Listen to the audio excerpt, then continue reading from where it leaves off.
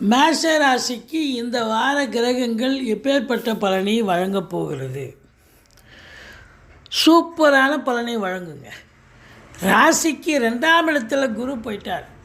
அப்போ பொருளாதாரத்தில் சுபீட்சமான ஒரு சூழல், நல்ல பணவரவு, பொருள் வரவு, குடும்பத்தில் அமைதி, நிம்மதி, சந்தோஷம், குதூகலம், உங்கள் சொல்லுக்கும் செயலுக்கும் மதிப்பு மரியாதை ஏற்படுதல். இதையும் தாண்டி எதிரிகள் ஓடி ஒளிவார்கள். கடன் சுமை படிப்படியாக குறையும். கடன் இருந்துச்சுன்னு சொன்னால் கோர்ட்டில் கேஸ் இதாக இருந்தால் உங்களுக்கு சாதகமாக தீர்ப்பு வரும்.